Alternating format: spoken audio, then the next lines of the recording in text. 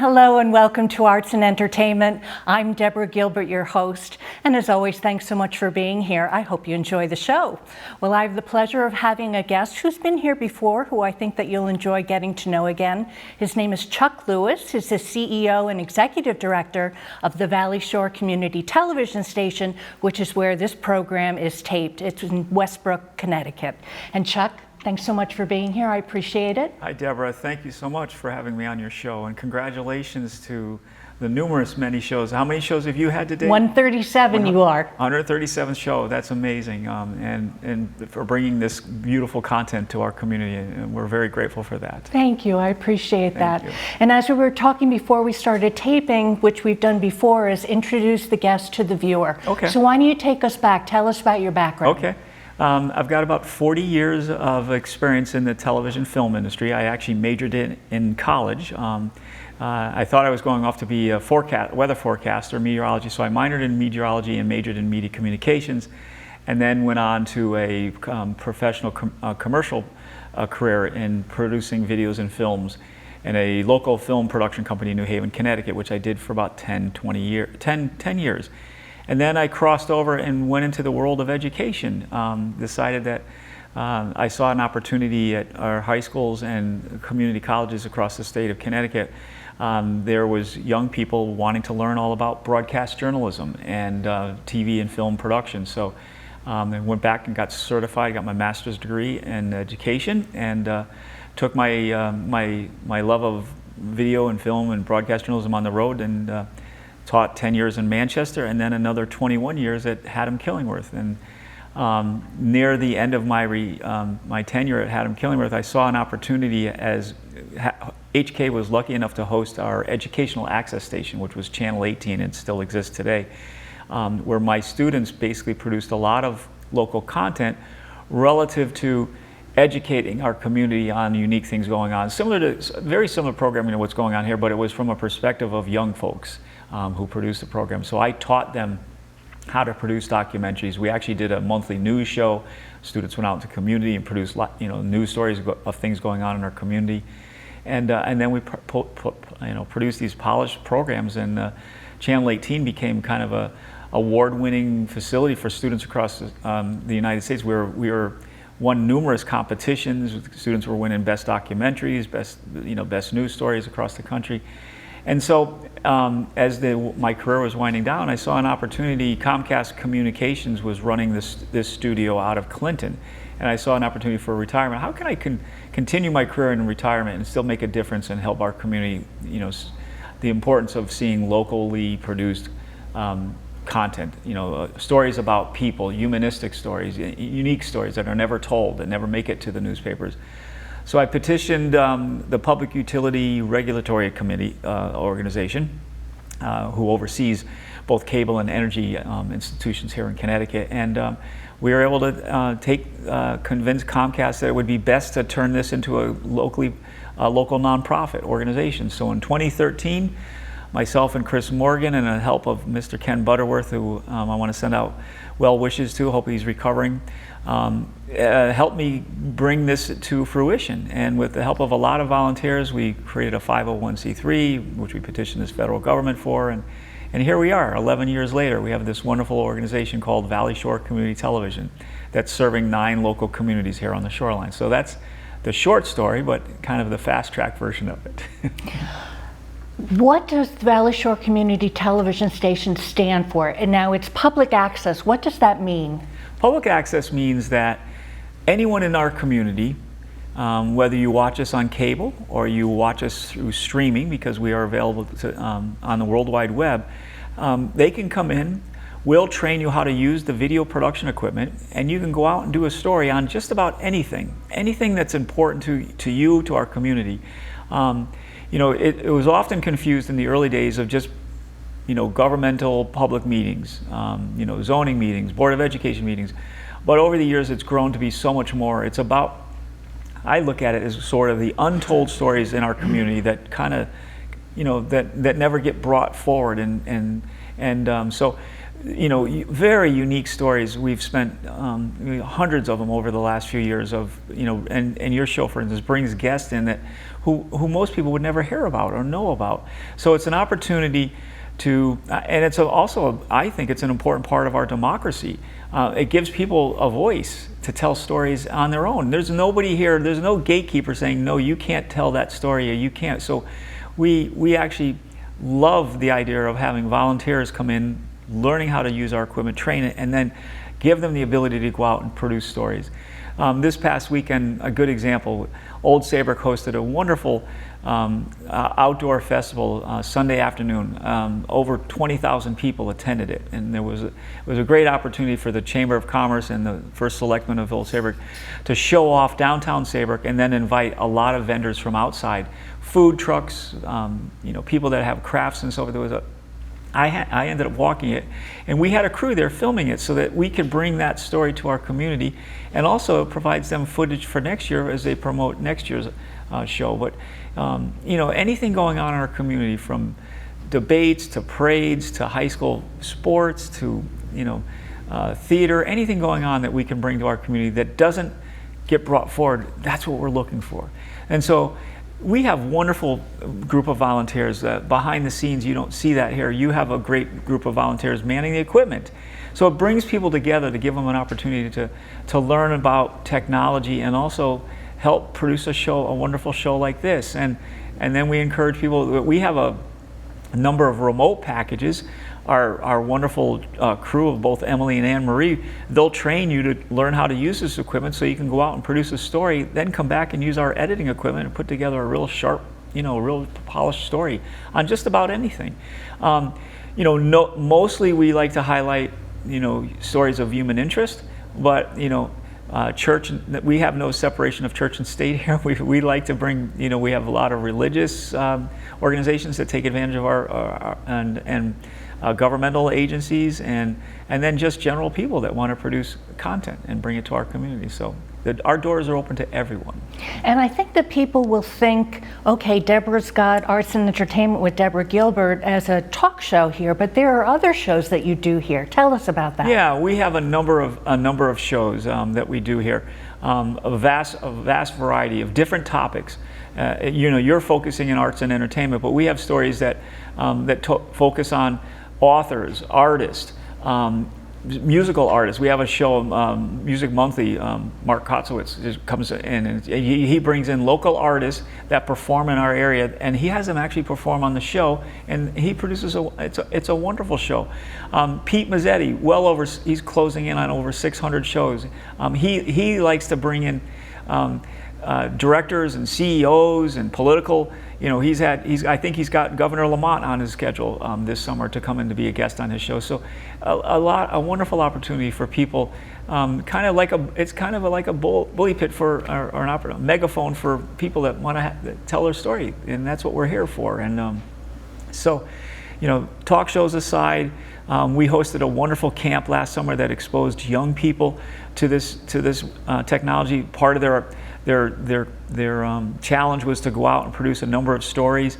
I know that folks that watch this show locally are familiar with the fella on Route 1 who's always out standing, raising the flag out in our community going by.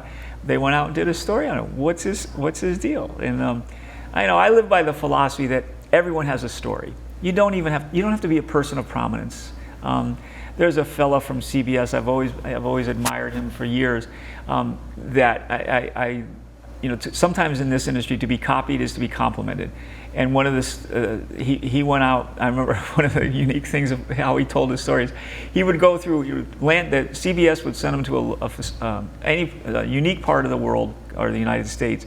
He would go to a local phone booth when we had phone books back in the day, and randomly find a person in a phone book randomly, and then follow up and interview them. And somehow his challenge was to elicit a story that tweaked an emotional response from the people. And I just thought that was the coolest thing. So I remember that was one of the things I used to do in my classroom, was challenge my students to find just a common person, sit down with them, really listen to them, sit down with them, interview them in person first, take notes, and then go back and do a story on them and bring out something very unique about that person.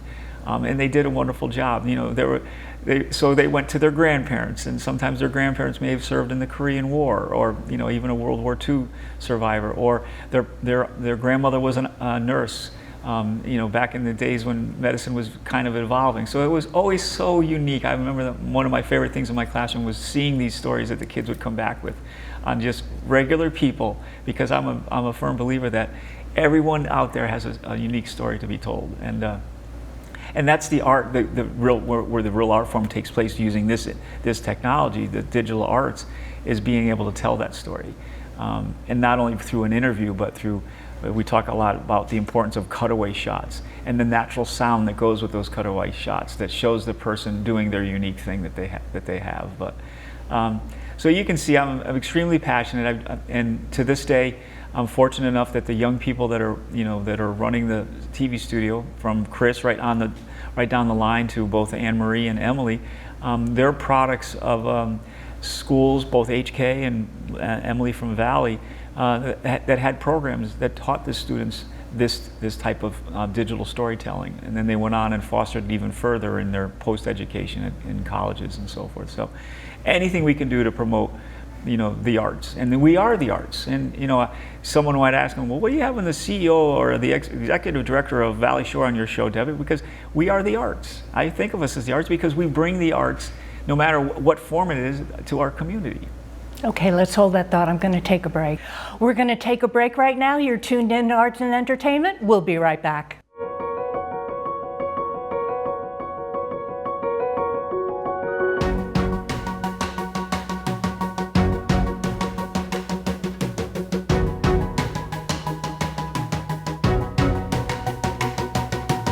Come on in, come on in. Welcome to Sure Things. Welcome to this week's edition of the Pete Mazzetti Show. Hello and welcome to Arts and Entertainment.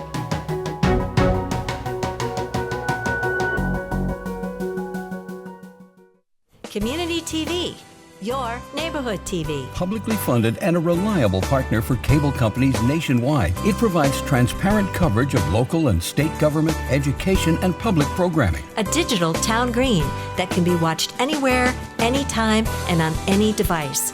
Watch us on today's high-tech distribution methods.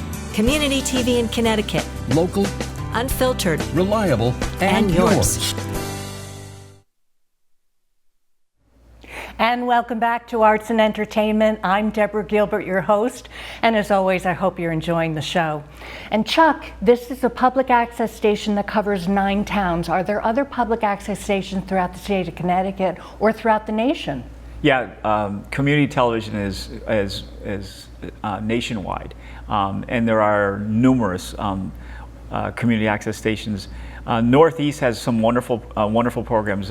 You just saw a public service announcement air that showed a cross section of different community access programs that are being produced right here in Connecticut. But there are a number of, we are considered what a regional cap is, because we are multi-town, but there are many local to the town, just specific to that town. For instance, Madison, Guilford, they all have their own unique community access station. We regionalize, so we have a bigger footprint, a bigger area to cover. And the beauty of us regionalizing is that we're collecting more funding that allows us to do, to build out a studio like this and be able to keep the lights on, because we have a bigger footprint. So there's approximately 6 caps that's about our size. We are probably one of the smallest of the caps.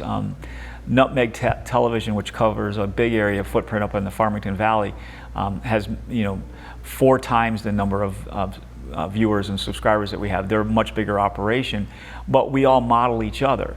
As the funding disappears, as we're going to talk a little bit about that. We just finished fighting for a bill in the short session recently called Bill 5446, HB 5446. We're trying to fix the funding stream because we're actually going through a bit of a, as people cut the cord, we hear a lot about that. And what I mean by cutting the cord is people abandon cable television as we know it, with there's a remote in the box in our home that gives us access to hundreds of stations. People are now using the internet and streaming their content, and they're able to pick a la carte the content that they want to watch. So the first reaction is, okay, I'm streaming, I don't need community access. Well, that's wrong, because we need more community access more than ever, because we're watching papers disappear. If you're taking away our local voice and just going to a national, Netflix, Prime Television, Hulu, what happens to the local voice? It's getting lost.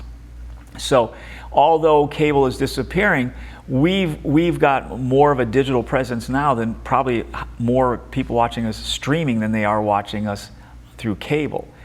But there's no funding mechanism that takes the people that are streaming us and helps support community television. So there lies the problem, that as people cut the cord and leave cable TV, our revenue comes in, so a few dollars every year comes in from those people that are having us in their homes via cable. But there's no revenue stream for us, for the people that are streaming us and bringing us back into their home. So we've transformed technology-wise, but we haven't transformed. There's a gap in the funding mechanism that's supporting community television. So just recently, Maine, the state of Maine, fixed it. And the way that they fixed it is they said, well, wait, there's the wire is coming in, the same wire is coming into our home that was bringing cable, bringing the internet into our home. Why can't we add a small fee for that wire that's traveling in our home onto the bill that allows us to watch the stream, that allow the streamers to have access to our content as well. And so there's cable companies are fighting. They're able to fly under the radar and not have to pay anything to and support the folks that are streaming our content. And so it's an ongoing battle. But we aren't going anywhere anytime soon. I can rest assured that community access, as we know it at Valley Shore Community Television, we're growing. We are producing more content than we've ever produced more year. We have one of the most state-of-the-art facilities. We are constantly upgrading our facilities, so we have current state-of-the-art opportunities. And we're just going to start getting more creative on our funding stream and looking and writing grants for ourselves to keep the doors open. So if I were to look into my crystal ball, I would say that I think, some people might say, well, you don't have a bright future because you're not getting the funding that you work from cable subscribers. There's a network of us working collaboratively throughout the state that we're trying to find an opportunity to fix that. And we actually had a very good bill, and that bill may be dead for this session, but I think that bill is going to come back to life again the next session, which will be a longer session, and we'll fix that funding stream for cable TV. But I'm all set I've got a rainy day fund, so we're good for now. Thank goodness. You mentioned grants. Are there other opportunities for you to bring funding into the station? There are, and one of the areas that we're going to explore, and that's producing more professional commercial content. If you're a local hospital, you're a local business, and you have digital video needs, we can help you. We have state-of-the-art equipment that can produce professional quality videos. And all we ask for in return is the donation. We won't invoice you. We won't invoice you for it will be 1/10 the cost that it would cost a company to hire a New York group to come in and produce a professional video. We can do just the same, and all we ask in return is a donation so that we can continue to keep one of the most important community voices, and that's community television, alive. And so we're going to start doing more outreach and see if we can work with maybe local hospitals, local real estate, start producing shows where they can generate some. We're not going to be able to do commercially produced shows, but we can produce shows that they can take and use commercially. But we're going to start exploring the commercial avenues to see if there's a way that we can bring a small amount of revenue in from doing some professional productions for the commercial world. What does the future look like for this station, Valley Shore Community Television? You're talking right now about what you're hoping for. What do you see 3-5 years down the line? I don't see much different than we are now. I hope that I'd like to see us to continue to grow. There are some company-run cable access. When I say company-run, cable companies that are running their own cable access, where they're not nearly as vibrant and and as busy as we are. And there's some of these areas are right on the collateral area of our footprint. So I'm hopeful that maybe we might be able to expand our region and grow and service those areas by using this facility, using the professional expertise that we have coming here and the volunteers. And so I'm always looking at opportunities, and we've got all kinds of. I've got a wonderful board of directors. We just had a wonderful meeting, and we sit down quarterly, and we have these brainstorming ideas. What can we do looking to the future? And so I have wonderful representation from all the towns that we serve. I have a board member from every town that sits. So they come with some. They're all professionals. Many of them are retired, and they held very prestigious positions. And so we've got a lot of professional heads coming together, looking for opportunities to continue to grow this wonderful voice that we have in our community. There are probably men and women of all ages that are watching saying, I want to get involved in your station, Valley Shore Community Television, and you're looking for volunteers. How does somebody get involved? Well, the easiest way is I'm going to direct you right to our website, which is www.vsctv.com. And that'll take you to our website, which will allow you to stream, it'll allow you to email us, and allow you to see what we're all about. And it'll also give you direct access to all of our content on demand. We have a wonderful, you may not be watching this show live, but you can find your show 2 weeks from now, the show that we taped today, available on demand through that. So I'm sure they'll put that on the screen for you, and that's the easiest way to get a hold of us. And come by, schedule an appointment with us. The access coordinator, both Emily and Anne Marie, our producer, one of our producers, they'll sit down with you and they'll train you. Again, if you have an idea for a show, pitch it to us, and we'll help you bring it to fruition, and put you out in the community and set you up with equipment at no charge and let you produce a show, and then bring it back and produce, be a wonderful producer like yourself and producing local content. So it's very easy, and we encourage it. And by all means, follow up. www.vsctv.com. And that's also probably the same advice you'd give to the producer that would like to start their own show. Yep. The same process? Yes. Bring your idea or email us, set up an appointment, we'll sit down with you, and we'll show you how very easy it is to bring a show to production and then to fruition. In less than a month's time, from start to finish, you could have a really wonderful, polished show on the air. And I think one of the things we should say is that you have many students that have gone on to be successful in television, maybe in film. How has that been for you to let them go on their way? That's probably one of the most rewarding parts of being a teacher and an educator, is able to look back and see, and there's nothing, teaching is not the highest paying career, but it's a very dignified career. And the most rewarding part of that teaching career for me was when I hear from a student, when I get an email from a student and say, hey, Mr. Lewis, I'm doing this. Just 2 short stories. Most recent emails I've got this past year on a young man who used to do our morning news show up at HKTV, is now a reporter here in Connecticut for Channel 30, WVIT. Another former student of mine, 2 students of mine are working at CNN. They're both reporters on air, reporting CNN. One of them is the Asian correspondent, and the other one is a Washington, D.C. political correspondent. And then the big kicker this year, one of our students received an Emmy Award for her. She was an associate producer for the show Ted Lasso, Apple TV produced.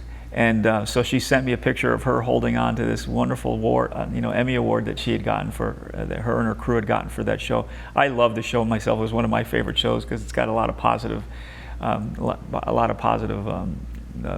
energy and all kinds of good stuff. There's a lot of good moral lessons to be learned from it. But so proud. So that's the part that, you never know as an educator until later in life when you hear back from the students that had you years and years ago and said, this is what I'm doing now. And somehow I may have had a small little part in planting that seed and getting them started. And that's the greatest reward for me as being a teacher, for being a teacher. We are starting to run out of time. Any closing thoughts for the viewer?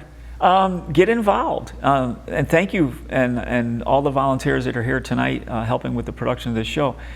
We'd love to have you get involved. It's a great way to meet nice people, like-minded people that have an interest of producing good quality content about our community. So if you live in the towns of Essex, real quick, Winthrop, Deep River, Killingworth, Haddam, Durham, Clinton, Westbrook, Old Saybrook, we want to hear from you. There's unique things going on in your community, and let's help us tell those stories and get involved in Valley Shore Community Television. Well, I want to thank you very much for being here today. It's been a pleasure to have you. Thank you very much for having me. It's been a pleasure. I'm Deborah Gilbert. You have been tuned in Arts and Entertainment. In case you need to reach me, I'm at artsandentertainment@mail.com. Well, I hope you have a super day today. Thank you so much again for always tuning in. I'll see you next time.